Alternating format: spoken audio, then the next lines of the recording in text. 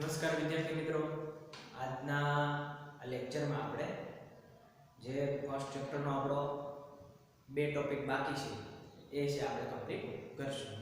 તો એમાં છે એક સીમિત પ્રક્રિયક અને બીજું છે તત્વયોગમિતિ અને તત્વયોગમિતિની ગણતરીઓ. તો પહેલું જે છે આપણે તત્વયોગમિતિ અને તત્વયોગમિતિની ગણતરીઓ છે આપણે લઈએ.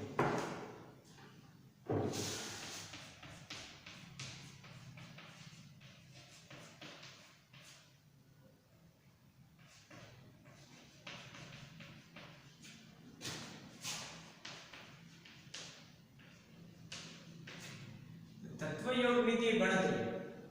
સૌપ્રથમ તો તત્વયોગમિતિ કોને કહેવાય? તો તત્વયોગમિતિ એ એક પ્રકારની માપન છે. તત્વયોગમિતિ શું છે? એક પ્રકારનું માપન છે. તમે ધોરણ 12 માં આવશો ત્યારે ઘન પદાર્થ ઘન અવસ્થા નામનું એક ચેપ્ટર ભણશો. એમાં છે તત્વયોગમિતિ ક્ષતિઓ, એ છે તમારે ભણવાની આવશે.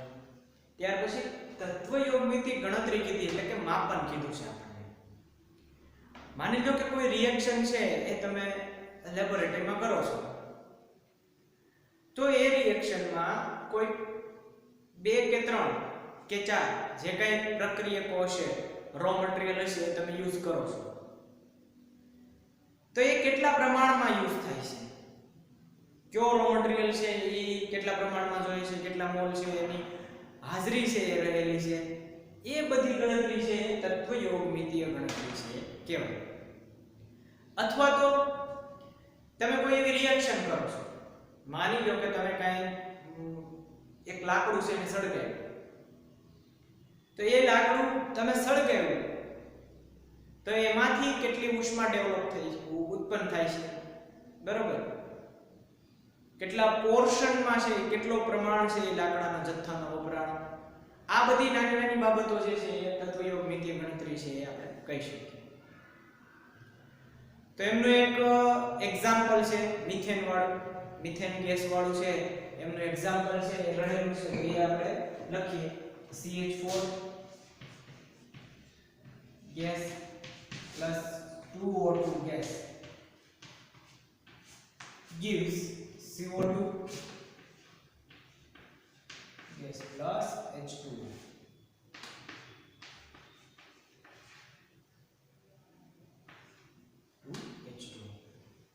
આ પ્રકારનું આપણું છે સમીકરણ છે રહેલું છે. CH4 ને એટલે કે મિથેન ને આપણે સળગાવીએ છીએ, ઓક્સિજન પ્રેઝન્સ ઓફ ઓક્સિજન, તો કાર્બન ડાયોક્સાઇડ છે અહીંયા શું મળે? કાર્બન ડાયોક્સાઇડ છે આપણને મળે છે. એ ઉપરાંત પાણીની વરાળ. જો ગેસ જે સ્ટેટ માની લો કે અહીંયા G લખેલો છે તો એ ગેસિયસ ફોર્મ કહેવાય.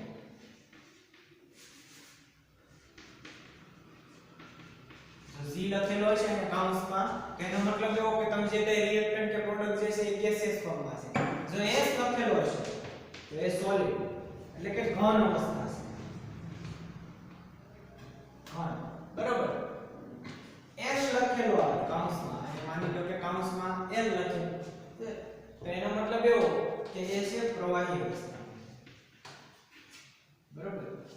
આ પ્રકારે GSL જે અહીંયા તમને બતાવ્યું છે કે CH4 છે એ પણ gas, oxygen gas, carbon dioxide પણ ગેસ નીકળે છે, અને વેપર, વોટર વેપર છે એ આપણને છે અહીંયા ગેસિયસ ફોર્મમાં છે એ મળે છે.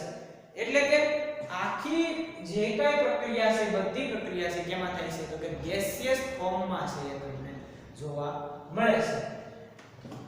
પછી જે આગળની તરફ માની લો કે અહીંયા ઓક્સિજનની આગળ 2 રહેલા છે, અહીંયા CH4 ની આગળ કંઈ છે નહીં, પરંતુ આપણે એક માનવાનું, બરોબર? CH4 એક જ છે. પછી અહીંયા કાર્બન ની આ CO2 ની આગળ કંઈ નથી, બરોબર? એની આગળ કંઈ નથી એટલે આપણે એને એક માનીએ CO2. જ્યારે H2O ની આગળ છે એ 2 H2O છે રહેલા છે, એટલે 2 રહેલા છે. તો એનો મતલબ એવો કે જ્યારે CH4 ની આગળ કાંઈ નથી તો આ એક CH4 એટલે કે 1 મોલ છે. કેટલા મોલ છે? 1 મોલ છે. સહગુણકમાં આગળ કોઈ છે નહીં એટલે 1 મોલ માનવાનું આપણે. કેટલા મોલ માઈનો આપણે 1 મોલ છે એને આપણે માઈન બરાબર ત્યાર પછી આ ઓક્સિજન રહેલો છે તો ઓક્સિજન છે એની આગળ તો 2 છે બરાબર તો ઓક્સિજન એની આગળ 2 છે તો એનો મતલબ એ ઓક્સિજન કેટલા મોલ છે તો કે ઓક્સિજન છે એ 2 મોલ છે 2 મોલ ઓક્સિજન CH4 છે એના મોલ કેટલા છે CH4 ના 1 મોલ છે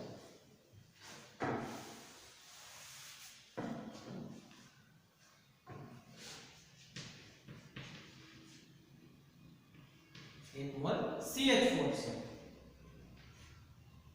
2 મોલ છે ઓક્સિજન નીકળો CO2 છે કેટલા મોલ છે તો કે 1 મોલ CO2 H2O છે એ 2 મોલ છે 2 મોલ H2O બરાબર તો આ એક પ્રકારની આપણે સામાન્ય જે એનું પ્રોપોર્શન છે એ આપણે જોયું કે બધામાં આખી રિએક્શનમાં 1 મોલ મીથેન છે 2 મોલ ઓક્સિજન છે 1 મોલ મીથેન સળગાવવા માટે આપણે 2 મોલ ઓક્સિજન જોયું અને એમાંથી આપણને 2 મોલ એ છે એ શું મળ્યું પાણીની વરાળ અને 1 મોલ કાર્બન ડાયોક્સાઇડ છે એનો મળ્યું એટલે મોલની જગ્યાએ તમે આવું પણ કહી શકો કે ભાઈ તમે એક CH4 નો અણુ 2 ઓક્સિજનના અણુઓ સાથે સળગાવવા માટે જરૂરી છે અને આપણને એક અણુ કાર્બન ડાયોક્સાઇડ નો મળ્યો 2 પાણીના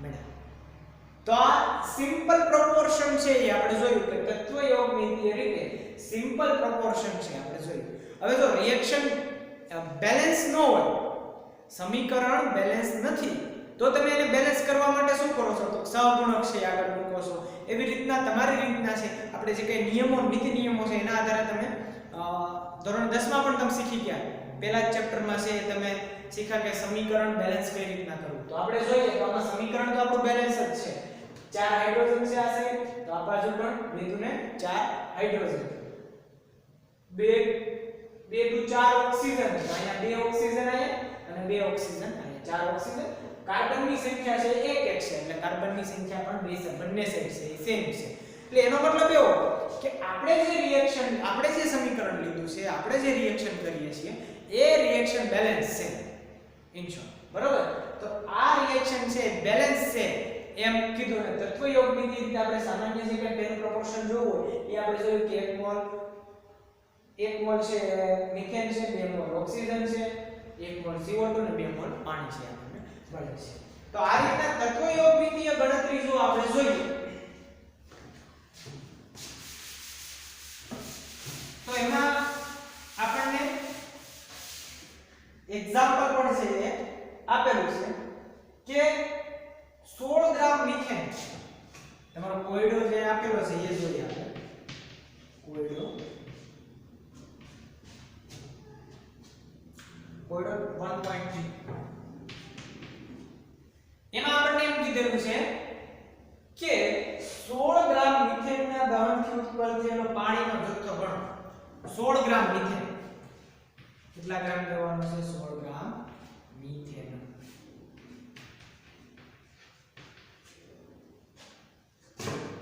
100 ગ્રામ મિથેનના દહનથી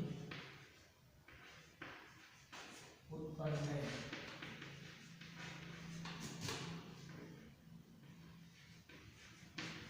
પાણીનો જથ્થો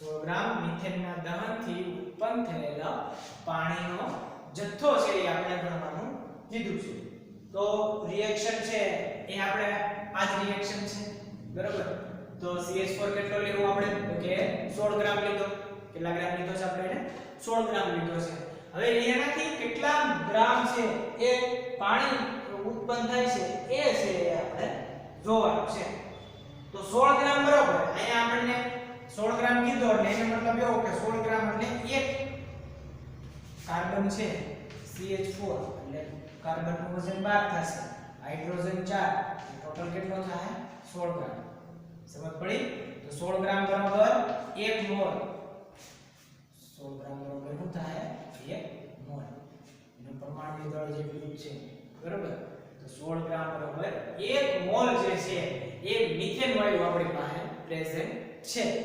સમજ પડી?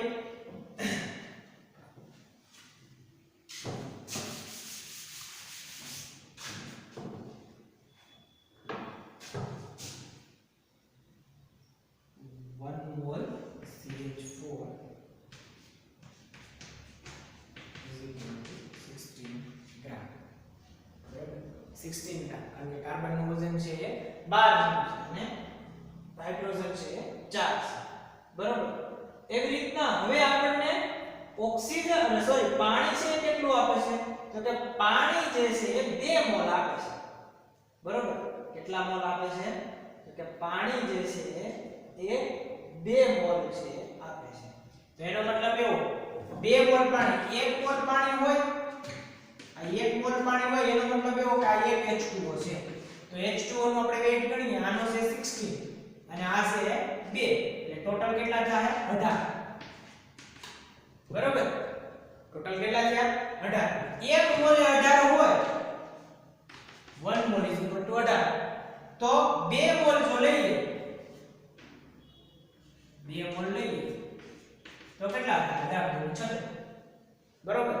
તો 36 ગ્રામ પાણી છે એ આપણને મળે. એટલે એનો મતલબ એવો કે 2 મોલ પાણી છે એ મળ્યું.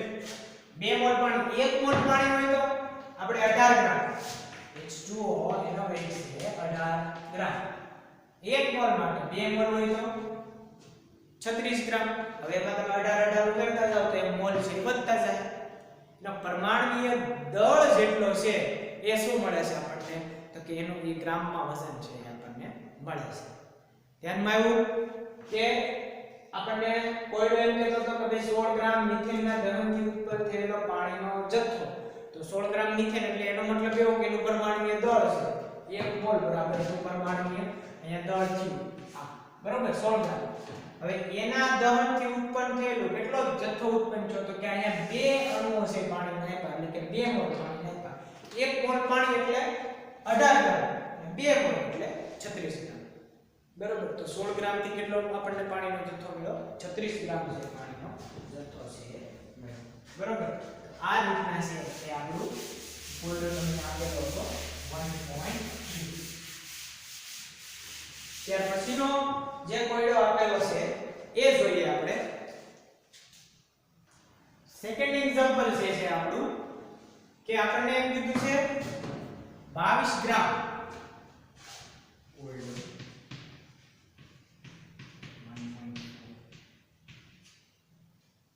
કોયડો 1.4 માં આપણને એમ કહે છે કે 22 ગ્રામ CO2 ઉત્પન્ન કરવા માટે 22 ગ્રામ CO2 ઉત્પન્ન કરવા માટે 22 ગ્રામ CO2 ઉત્પન્ન કરવા માટે કેટલા મોલ મિથેનની જરૂર પડશે? કેટલા મોલ મિથેનની જરૂર પડશે?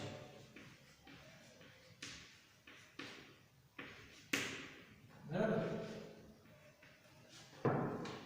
કે 22 ગ્રામ CO2 ઉત્પન્ન કરવા માટે કેટલા મોલ મિથેનની જરૂર પડશે? તો હવે આપણને આ જે રિએક્શન જે આપેલી છે એમાં જોઈએ તો કેટલા ગ્રામ CO2 ડેવલપ થાય છે? CO2 આપણને કેટલા ગ્રામ મળે છે એ જોઈએ.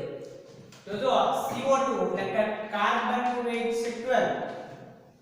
બરોબર? કાર્બનનું વેઇટ કેટલું થાય? 12. ઓક્સિજન છે એ 16 છે. પાણી 2 ઓક્સિજન રહેલા. કેટલા રહેલા છે? 2. બરોબર? તો એ કેટલા થાય? 32 થાય. તો CO2 44 ગ્રામ ડેવલપ થાય છે. આપણને કેટલો મળે છે? 44 ગ્રામ છે એ મળે છે.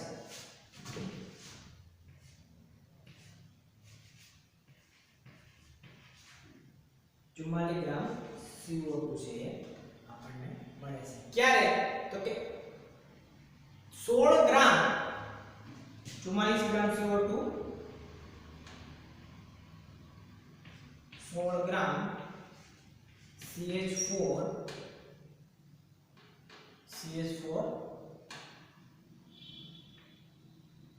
જ્યારે સળગાવી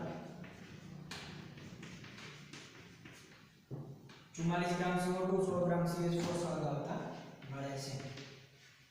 એનો મતલબ એવો કે 1 મોલ CH4 સળગાવી ત્યારે આપણને 1 મોલ શું મળે છે તો કે CO2 છે એ આપણને મળે છે.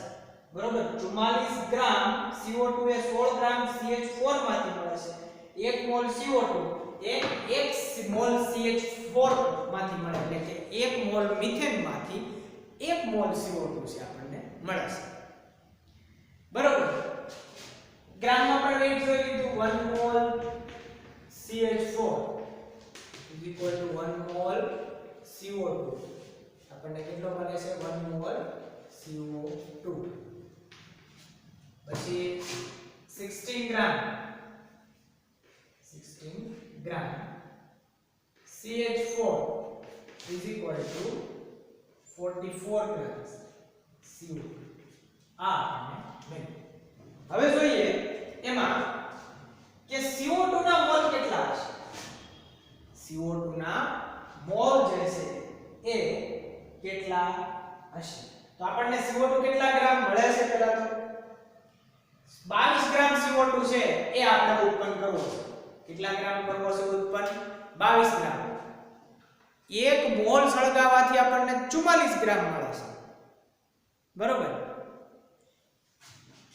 1 મોલ સળગાવવાથી 44 ગ્રામ મળ્યો. હવે એને 22 ગ્રામ કરવો હોય તો સીધી ગણતરી છે જો કે 22 ગ્રામ કરવો હોય તો 0.5. બરોબર. ધ્યાનમાં આવ્યું કે CO2 ના મોલ આ ધ્યાન રાખજો કે 1 mall CH4 gives 1 mol CO2. It means કે 16 gram CH4 gives 44 gram CO2. 1 mall 44 ગ્રામ આપે છે તો અડધા મોલ કેટલો આપતું હોય 22 ગ્રામ. સીધી જ ગણતરી છે. બરોબર. પણ આપણે છે એને શેનાથી જોઈએ તો કે ઇક્વેશન થી છે આપણે જોઈએ સૂત્ર મૂકી અને આપણે છે જોઈએ CO2 ના મોલ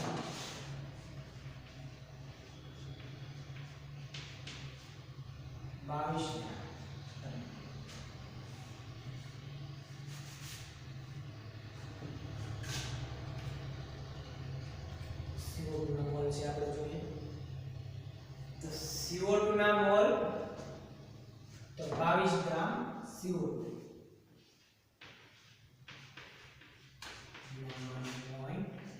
1.14 grams CO.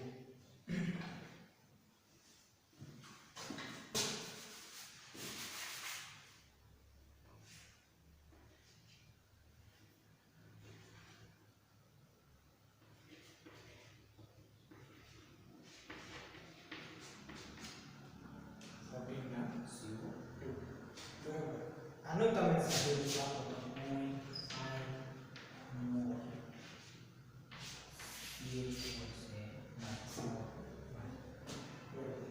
તો 0.5 મોલ CH4 ની છે એ જરૂર પડે.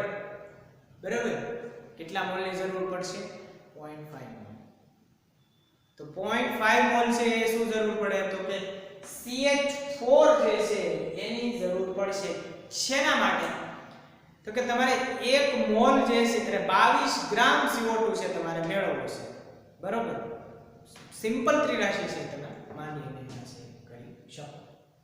તો આપણે જે તત્વયોગમિતીય ગણતરી હતી એ આપણે જોઈ. તત્વયોગમિતીય ગણતરીમાં આપણે જોયું કે સહગુણક આગળ જેટલા અહીંયા 1 છે તો 1 મોલ થયો અને 2 રહેલા છે તો 2 મોલ થયો. 1 મોલ અને 2 મોલ અથવા તો 1 અણુ મળે છે 2 અણુ મળે છે અને એનું તમે સમતોલન છે એનું છે એ તમે સહગુણક મૂકીને પણ છે ગુણાંક મૂકીને પણ છે કરતા હોય છે. બરોબર. તો આ હતી આપણી તત્વયોગમિતિ અને તત્વયોગમિતીય ગણતરી છે આપણે જોઈ. ત્યાર પછીનો જે આપણો ટોપિક જે રહેલો છે એ છે સીમિત પ્રક્રિયા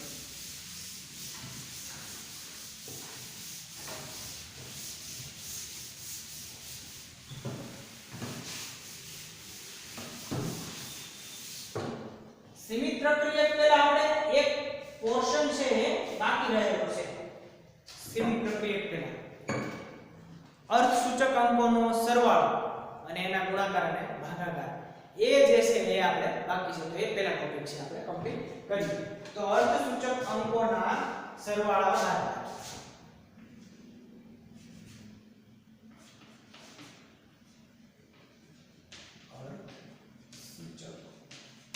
અંકના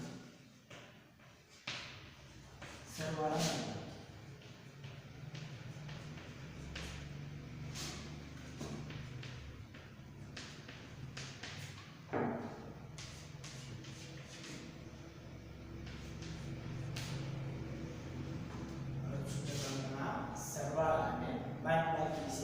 એ આપણે જોઈએ તો તમારી બુકમાં એક એક્ઝામ્પલ જે છે એ આપેલું છે 12.1 18.0 ત્યાર પછી છે 1.0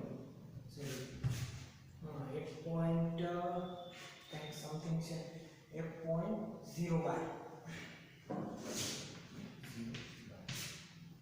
આ છે એ આપણને અર્થસૂચક અંકના સરવાળા બાદબાકી આપેલો છે તમે આગળના નિયમો જોઈ ગયા છે આપણે આગળ નિયમો જોઈ ગયા અર્થસૂચક અંકોના કે કોઈ બે આંકડા વચ્ચે 0 હોય તો કન્સિડર થશે ત્યાર પછી જમણી સાઈડનો 0 જો જમણી સાઈડ જો 0 આપેલો છે શૂન્ય આપેલું હોય તો એ પોઈન્ટ્સ ન આપેલો હોય તો એ છે અનંત છે ગણાય એવા ઘણા બધા નિયમો છે આપણે આગળના લેક્ચરમાં શીખી ગયા છે અને પહેલાના લેક્ચરમાં બરોબર તો એના આધારે છે આપણે અહીંયા સરવાળા અને બાદબાકી કરવાનું છે તો એમાં એક નિયમ છે કે પોઈન્ટ પછીના જે જમણી બાજુના જે આંકડા છે બરોબર અહીંયા આપણે જોઈએ તો અહીંયા 18 માં કેટલા અર્થસૂચક અંક છે તો કે અહીંયા 18 માં જોઈએ તો 18 માં અહીંયા દશાંશ ચિહ્નો પછી જે છે એ એક જ અર્થસૂચક અંક છે આ જે છે એક જ અર્થસૂચક અંક છે રહે છે બરોબર તો એનો મતલબ એવો એક નિયમ છે એના આધારે કે જ્યારે દશાંશ ચિહ્નની પછી જે અંક રહેલો છે અર્થસૂચક અંકની જે સંખ્યા બતાવે છે એનથી એના જવાબનો જે કઈ અંક આવે વધવો જોઈએ નહીં બરોબર સમજ પડી કે અહીંયા અર્થસૂચક અંક જે છે 18 માં એમાં એક જ છે અહીંયા કેટલો બતાવ્યો છે 1 આમાં 2 છે આમાં પણ છે 2 છે બરોબર તો એનો મતલબ એવો કે દશાંશ ચિહ્ન પછી જેટલા અર્થસૂચક અંક હોય તો આમાં એક જ બતાવ્યો છે એટલા માટે આપણે એના જવાબમાં પણ આપણે એક બતાવવો પડે એનથી વધવો જોઈએ નહીં દશાંશ ચિહ્ન પછી જે તમને સંખ્યામાં જે આપેલો છે રકમ એમ કહીએ આપણી રકમ છે તો એમાં જે આપેલો છે એ એક અર્થસૂચક અંક છે દશાંશ ચિહ્ન પછી લિસ્ટમાં લિસ્ટ એક છે તો આપણે એક અર્થસૂચક અંક જે છે એ એકને આધારે જ તમે એનો જવાબ છે મૂકી શકો એટલે એક છે એનો મતલબ એવો કે લિસ્ટમાં લિસ્ટ એક થયું એટલે આપણે એનો જવાબ છે એ દશાંશ ચિહ્ન પછી એક જ અંક છે આપણે મૂકી શકીએ તો આનો કંઈક જવાબ જે છે એ તમે જો તો 12 18 અને 1 31.122 જેવો આવે 31.122 પરંતુ આપણે અહીંયા દશાંશ ચિહ્ન પછી એક જ અર્થસૂચક અંક છે જમણી બાજુ એટલે આપણે આ બે અંક કન્સિડર કરશું નહીં એટલા માટે એને આપણે 31.1 છે એ આપણો સાચો જવાબ છે સરવાળા બાદબાકી ઇન શોર્ટ કે રકમમાં જે આપેલા અર્થસૂચક અંક છે લિસ્ટમાં લિસ્ટ કેટલો અર્થસૂચક અંક આપેલો છે તો કે એક આપેલો છે તો એ છે એના આધારે અહીંયા 31.122 આવ્યું તો આપણે 31.1 છે લખવાનું શા માટે જે રકમ જે છે આપણી રહેલી છે એમાં અર્થસૂચક એ જમણી બાજુ છે એ એક રહેલું છે જો જમણી બાજુ અંક જો 2 આવતા હોય લિસ્ટ અંક 2 થતા હોય તો આપણે અહીં 2 લખવું બરાબર તો જમણી બાજુ જે રહેલા એનાથી વધવો જોઈએ નહીં એનાથી અંક વધવો જોઈએ નહીં. તો આ હતા અર્ધસૂચક અંકના સરવાળા બાદબાકી. ત્યાર પછી છે એ એમના ગુણાકાર ભાગાકાર.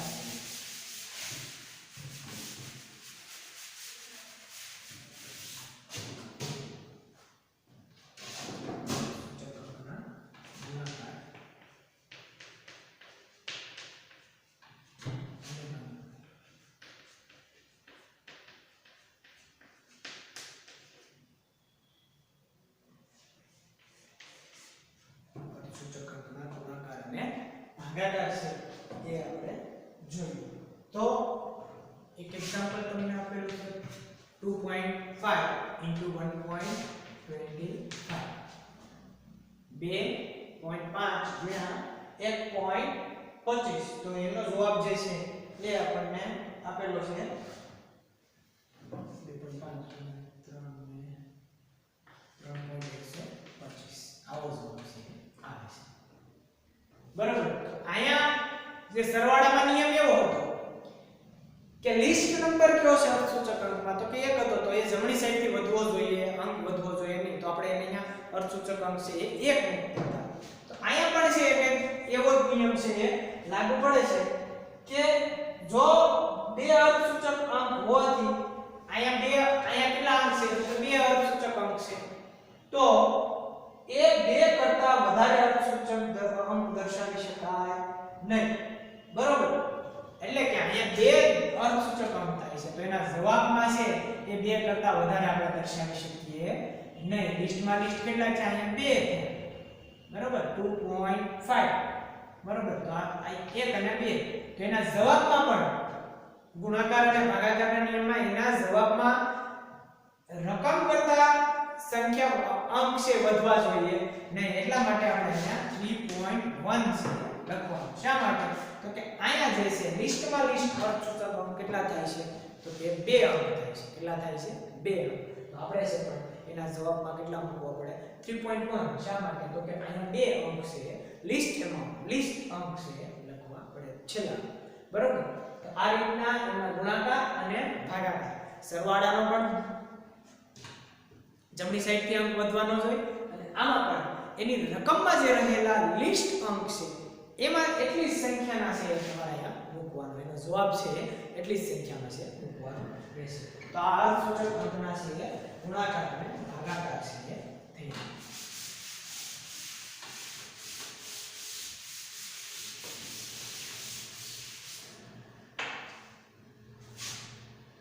ત્યાર પછી કેટલાક નિયમો જે છે આપેલા છે અર્ધસૂચક અંકના કે અમુક અર્ધસૂચક અંકની છેડે જો 5 હોય તો શું કરવું, એનાથી વધારે અંક હોય તો શું કરવું, એનાથી ઓછો અંક હોય તો શું કરવું.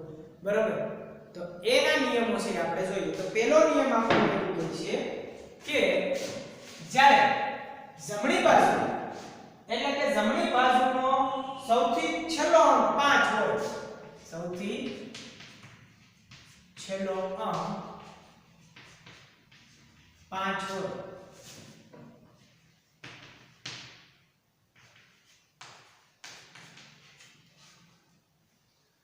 જમણી બાજુનો સૌથી છેલ્લો અંક જે છે એ કેટલો રહેલો છે, તો કે માની લો કે 5 આપેલો, તમને કોઈ એવી રકમ આપી અને એમાં છે કેટલો રહેલો છે, તો કે સૌથી છેલ્લો અંક છે એ 5 છે એ રહેલો છે. તો આગળના અંક 5 કરતા વધારે, પેલા આપણે 5 ની પણ 5 કરતા વધારે.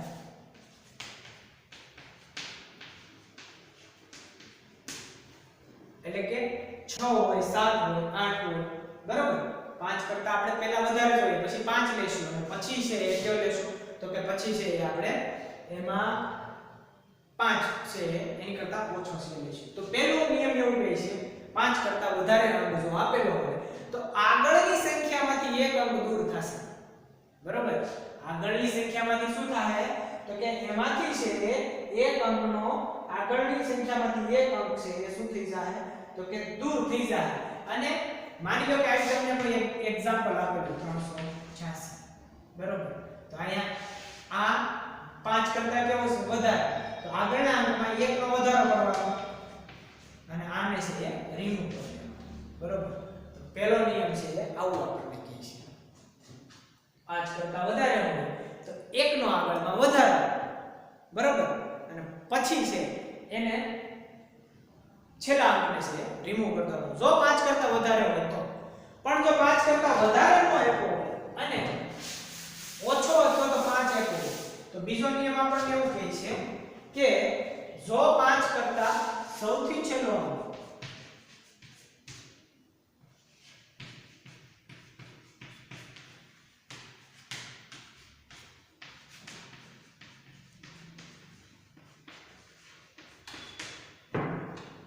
પેલા વધારે હતો, હવે જોઈએ આપણે સૌથી છેલ્લો અંક શું છે તો કે 5 કરતા છે ઓછો રહેલો છે.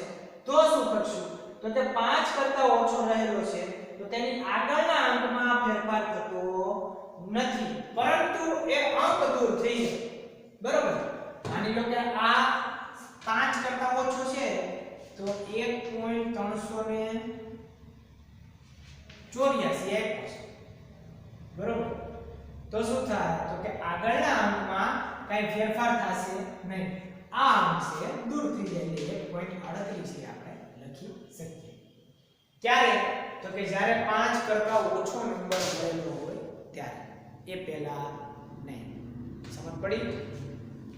ત્યાર પછી ત્રીજો નિયમ આપણને કંઈક એવું કહે છે કે જો 5 આપેલો હોય સૌથી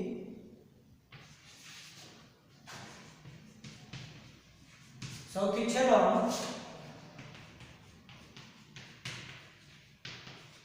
5 આપેલો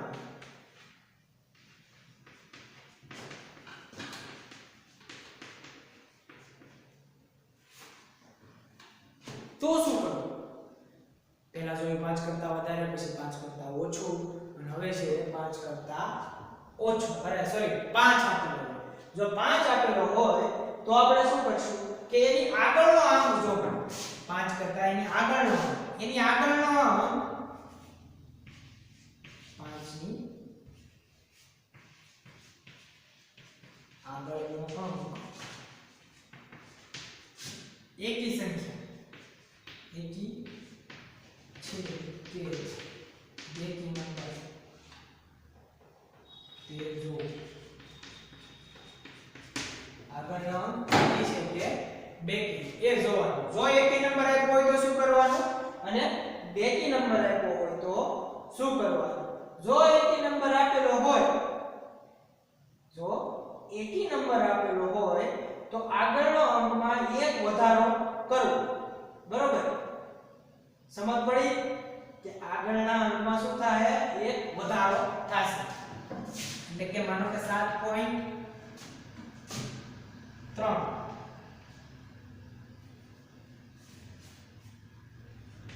7.75 આપેલું તો આ એકી અંક તો શું થાય તો કે આગળના અંકમાં 1 છે વધારો કરવાનો. શું કરશું આપણે?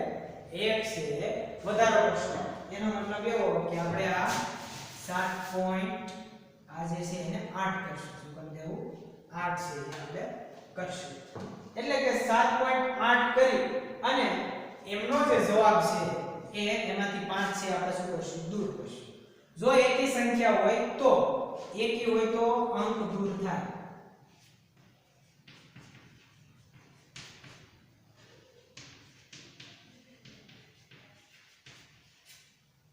એકી હોય તો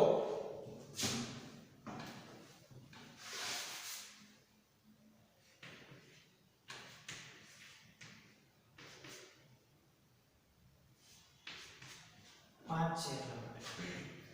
હવે જો એની આગળ બેકી હોય તો બેકી હોય તો શું થાય તો કે એ 5 જો બેકી હોય તો શું કરશું કે એની આગળ જો બેકી હોય તો 5 ને દૂર કરતા આગલા અંકમાં ફેરફાર કરવામાં આવતો નથી, બરાબર. એટલે કે માની લો કે આ એકી છે તો આપણે શું કર્યું તો ફેરફાર કર્યો તો હવે આપણે જોઈએ તો એમાં જે છે એ શું કરશું તો કે બેકી અંકમાં ફેરફાર થતો નથી.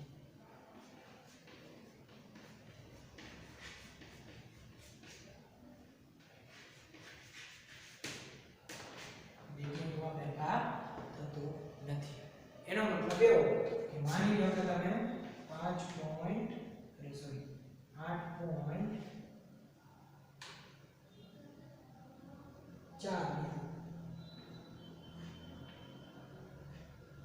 તો ખાલી 5 દૂર થાય અને આગળના આંકમાં ફેરફાર થશે 8.4 બરોબર. તો આ રીતના આપણે અર્થસૂચક અંકના કેટલાક નિયમો આપેલા હતા. છેલ્લો આંકડો જો 5 આપેલો હોય પછી છે આપણે એને કઈ રીતના આગળના આંકડો એકી આપેલો હોય કે બેકી આપેલો હોય અથવા તો 5 કરતા વધારે હોય કે 5 કરતા ઓછો હોય તો એ અર્થસૂચક અંકો છે એનું છે આપણે અર્થઘટન જોયું. હવે પછીનો આપણો જે છેલ્લો જે ટોપિક છે ફર્સ્ટ ચેપ્ટરનો એ આપણે જોઈએ સીમિત પ્રક્રિયકો.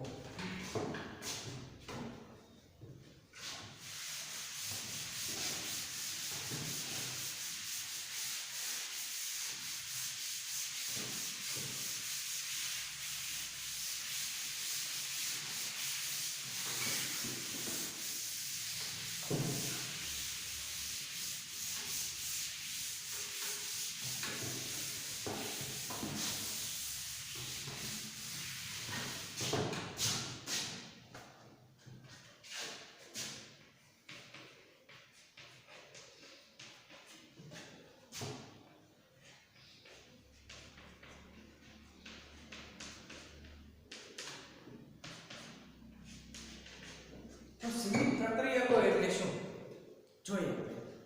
તો સીમિત પ્રક્રિયકો તો સૌપ્રથમ કોને કહેવાય?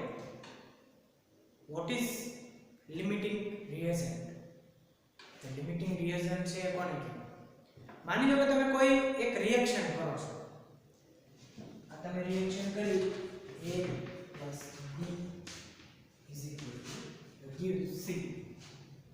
તો આમાં શું છે? તો કે આમાં તમને A plus B plus A gives C એટલે કે C પ્રોડક્ટ છે આપણને મળે છે.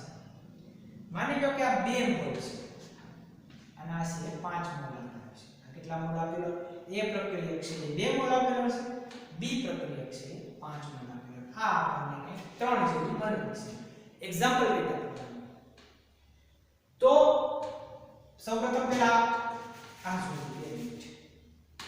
આ 1 મોલ આપેલો, આ 1 મોલ અને આ આપણને રિએક્શન છે 2 મોલ છે મળી. તો એક પ્રક્રિયા કંઈક આ પ્રકારની છે, એક પ્રક્રિયા આ પ્રકારની છે કે એમાં 2 5 અને 3 ની પ્રોડક્ટ છે આપણને મળે છે. તો હવે A plus B તો 2 1 મોલ હતા તો આપણને 2 મોલ C મળ્યો. 2 મોલ શું મળ્યું? C. A plus B એમાં A છે એ 2 મોલ જ છે. કેટલા મોલ છે? ફક્ત 2 મોલ જ છે રહેલો છે. જ્યારે B જે રહેલો છે 5 મોલ રહેલો છે. તો આ જ્યારે વપરાય જાય બરોબર, જ્યારે વધારાનો તો પડ્યો રહે તો કે B એક્સેસ એમાઉન્ટ વધારે પ્રમાણમાં કોણ છે? વધારે પ્રમાણ B છે. જ્યારે લિમિટિંગ રિએજન્ટ એ કોણ છો? તો કે સીમિત પ્રક્રિયક.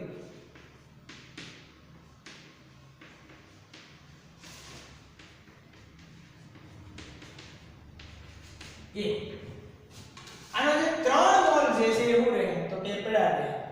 પછી રિએક્શન આગળ થવાની નથી. શા માટે? તો કે આ જે 5 મોલ છે એમાંથી 2 મોલ વપરાઈ ગયા અને 3 મોલ છે પડ્યા રહ્યા.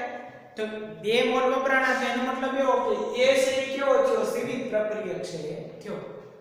એ શું થયું? સીમિત પ્રક્રિયક છે આપણને મળ્યો. એક્સેસ એમાઉન્ટ કોનું પડ્યું રહે?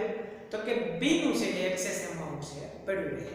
તો જે એક પ્રક્રિયા થતા કોઈ એવી રિએક્શન છે કે જેમાં એક પ્રક્રિયક છે એ થોડા ટાઈમ પછી રિએક્શનના થોડા ટાઈમ પછી છે એ પૂરો થઈ જાય છે એટલે કે સંપૂર્ણ રીતે વપરાઈ જાય છે. તો એવા જે પ્રક્રિયકો છે એને ફર્ધર પછી રિએક્શન આગળ વધશે નહીં. એવા જે પ્રક્રિયકો છે એને શું કહેવાય? તો કે એને છે સીમિત પ્રક્રિયક છે કહેવાય. એને શું કહીશું? સીમિત પ્રક્રિયક છે આપણે કહીશું. તો આ રીતના સીમિત પ્રક્રિયક છે એ આપણે જોયું. હવે એનું એક્ઝામ્પલ જે છે એ આપણે જોઈએ કે સીમિત પ્રક્રિયકને કઈ રીતના ફાઇન્ડ આઉટ કરવાનું. રીતના આપણે સીમિત પ્રક્રિયકોને શોધી શકીએ છીએ.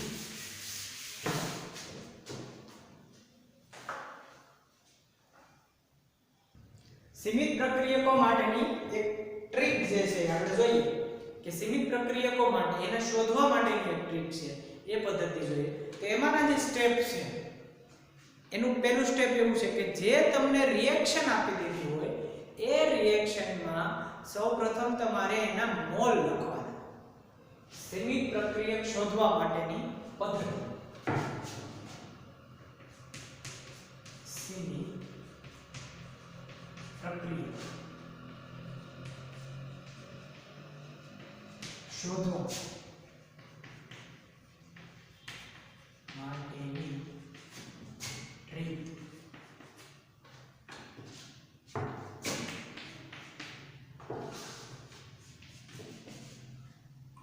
તેમાં પહેલું સ્ટેપ જે છે એ કંઈક આ પ્રકારે છે કે તમને જે રિએક્શન આપી દીધી હોય તો પ્રક્રિયક અને નિપજના સૌપ્રથમ પહેલા સ્ટેપમાં મોલ લખવાના. પ્રક્રિયક અને નિપજના મોલ લખવાના. પ્રક્રિયક અને નિપજના મોલ લખવાના પહેલા સ્ટેપ. ત્યાર પછીનું સ્ટેપ છે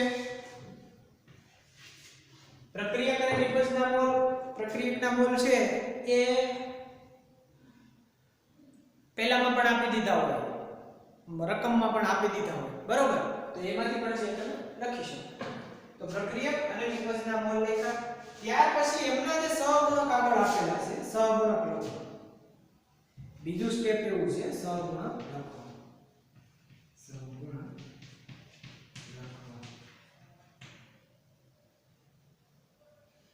કે પ્રક્રિયકની આગળ માનો કે a + 3b છે તો આ 3c તો આ સહગુણક છે. તો સહગુણકને છે આપણે લખવાના છે. તો સહગુણક છે એ લખવાના. બરાબર.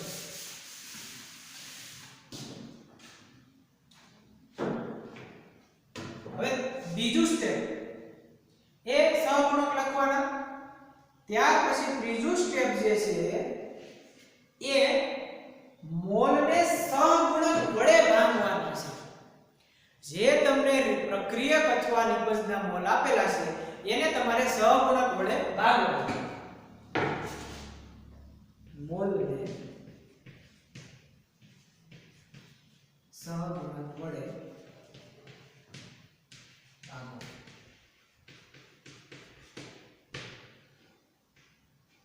મોલને સહગુણક વડે ભાગો. બરોબર.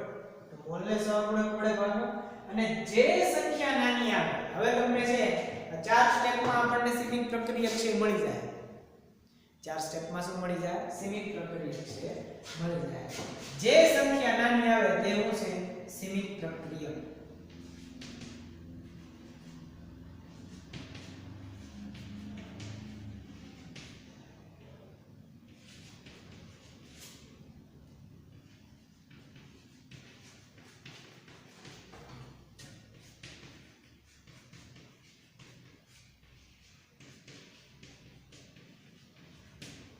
ચાર સ્ટેપ થી છે એ આપણે શું શોધી શકશું?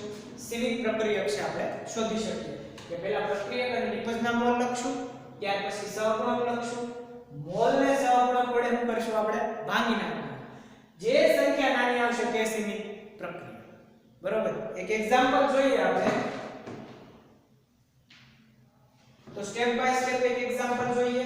તો એમાં આપણે સ્ટેપ બાય સ્ટેપમાં એક્ઝામ્પલમાં એક રિએક્શન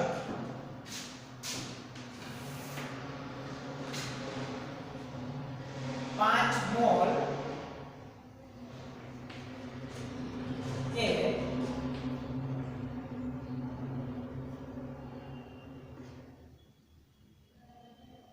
પ્રક્રિયા 5 મોલ A છે એ કોની સાથે પ્રક્રિયા કરે છે?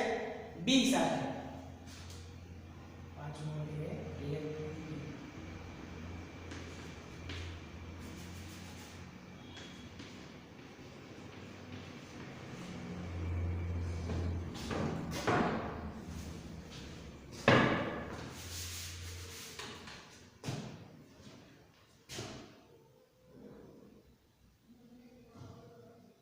એના 5 મોલ, પ્રક્રિયક એના 5 મોલ,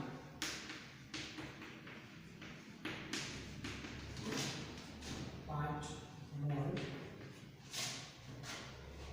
બી પ્રક્રિયકના 20 મોલ, પ્રક્રિયક A ના 5 મોલ અને B પ્રક્રિયકના કેટલા આપી દીધા છે આપણને 20 મોલ છે આ પાસે. તો પ્રોડક્ટ C નિપજ C ના મોલ શોધો અને લિમિટિંગ રેશિયો છે એટલે સોરી લિમિટિંગ પ્રક્રિયક છે એ આપણે શોધવાનો છે. બરોબર. તો સૌપ્રથમ આપણે રિએક્શન લખીએ તો A એક આવી રિએક્શન છે A + 2B gives C. હવે આના મોલ કેટલા છે? આના મોલ છે 5 મોલ છે. બરોબર. એના મોલ 5. આ રિએક્શન છે. પહેલા આપણે રિએક્શન જોઈએ તો A જે છે એના મોલ આપણને આપી દીધા છે અને B ના મોલ આપી દીધા. હવે આપણે સ્ટેપ બાય સ્ટેપ આપણે છે એ રિએક્શન છે મેથડ છે ફોલો કરીએ તો સૌથી પહેલું જે છે એ શું કીધું છે આપણને કે પ્રક્રિયક અને નિપજના મોલ લખો. તો મોલ આના કેટલા મોલ છે 5, જ્યારે B ના કેટલા મોલ છે તો કે એના 20, જ્યારે C ના મોલ છે આપણે શોધવાના છે. બરોબર. પ્રક્રિયક એના મોલ 5, B ના 20 અને ઓલાના મોલ છે આપણે શોધવાના છે. ત્યાર પછી આપણને એમ કહે છે કે હવે જે મોલ છે સહગુણક લખો. આમ તો સહગુણક લખવા બીજો લખી નાખીએ. હવે સહગુણક લખવા સહગુણક આમાં સહગુણક 1 અને 2 અને અહીંયા છે 1. બરાબર. હવે શું કીધું છે મોલને સહગુણક વડે ભાગો. આ જે મોલ છે ભાગાકાર અહીંયા આપણે જોઈએ ભાગાકાર. તો મોલને સહગુણક વડે ભાગશું તો 5 મોલ છે તો એને સહગુણક 1 છે એટલે એનો જવાબ છે એ કેટલો આવશે 5 ને તમે ત્રીજા સ્ટેપ આપણે જોયું તો એમાં ભાગાકાર કરવાનો છે કે મોલને સહગુણક વડે છે એ ભાગવાનો છે. તો અહીંયા છે એ 5. બરાબર. હવે અહીંયા 20 ને 2 વડે ભાગશે. બરાબર. તો અહીંયા કેટલા આવશે 10. 5 અને છે 10. ભાગાકાર મોલને સહગુણક વડે ભાગ્યા અહીંયા 10. બરોબર. અહીંયા છે આપણે શોધવાનું. તો હવે નાની સંખ્યા કઈ આવી તો કે નાની સંખ્યા છે આમાં 5. બરોબર. શું આવ્યું 5 છે આવ્યું. તો એનો મતલબ એવો કે આમાં આ પ્રક્રિયકમાં 5 છે એ સીમિત પ્રક્રિયક છે. કેવો છે? સીમિત પ્રક્રિયક. અને સોરી A છે એ શું છે તો કે સીમિત પ્રક્રિયક છે રહેલો છે. હવે આપણને હજી આગળ કીધું છે કે નિપજ C ના મોલ શોધો. શું કીધું છે? નિપજ C ના મોલ છે એ આપણને શોધવાના કીધા છે. તો નિપજ C ના મોલ કઈ રીતના શોધશું તો કે નિપજ C ના મોલ શોધીએ તો ફરી પાછો છે રેશિયો એ લેવાનો છે n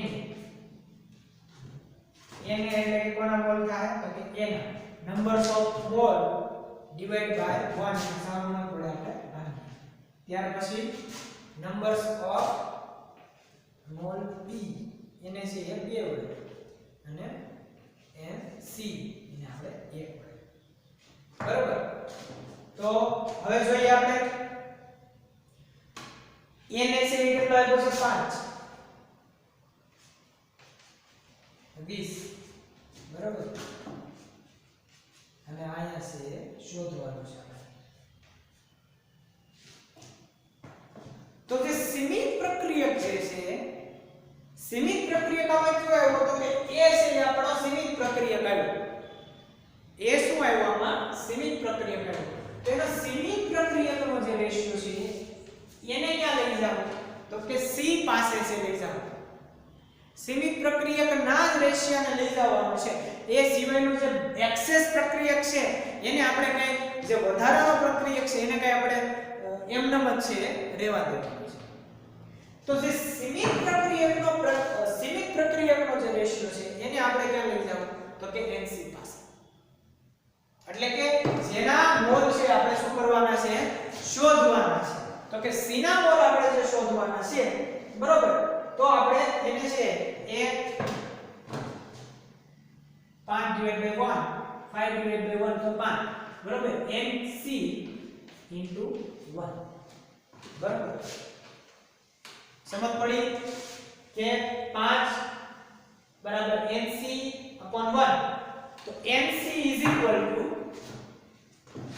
અહીંયા લખું છું nc = 5 * 1 તો શું મળશે 5 બરોબર તો આપણને જે c ના મોલ છે કેટલા મળે 5 મોલ છે મળે સમજ પડી કે સૌપ્રથમ મોલ લખ્યા પછી સહગુણક પછી ભાગાકાર કર્યો ત્યાર પછી છે આપણે શું કર્યું તો કે મોલ છે આપણે શોધવાની શરૂઆત છે કરી સમજ પડી તો આ રીતના સીમિત પ્રક્રિયક છે એ આપણે શોધી શકીએ છીએ કે જેથી કરીને આપણને પરીક્ષામાં કોઈ પણ એક્ઝામ્પલ આપે તો એક્ઝામ્પલ આપણે સોલ્વ કરીએ ફરીવાર જોઈ લઈએ પ્રક્રિયક અને નિપજોના મોલ લખો તો આના બેના આપણે મોલ લખી દીધા સહગુણક લખવાના સહગુણક લખ્યા 1 2 અને અહીંયા છે 1 બરોબર જે મોલને સહગુણક વડે ભાગો ભાગાકારથી ખબર પડી જાય આપણને કે આપણો કયો પ્રક્રિયક છે સીમિત પ્રક્રિયક છે તો અહીંયા ભાગાકારથી ખબર પડી કે આનો રેશિયો નાનો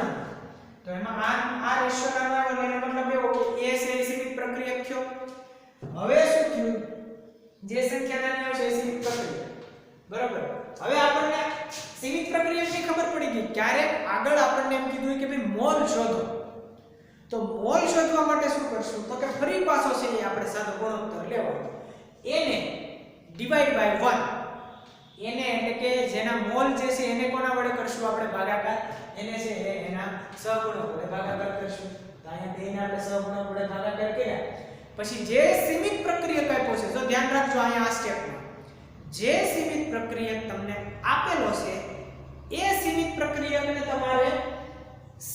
તમારે જે પ્રોડક્ટ મેળવવી એના મોલ મેળવવા છે તો આપણે એની સાથે છે એ ફર્ધર પ્રોસેસ માટે છે લઈ જવાનું છે બરાબર તો અહીંયા 5 = nc / 1 nc / 1 તો nc ને સૂત્રનો કરતા બને તો 5 * 1 એટલે કે 5 તો અહીંયા જે c ના મોલ છે કેટલા મળશે 5 mall of c 5 mall c ના છે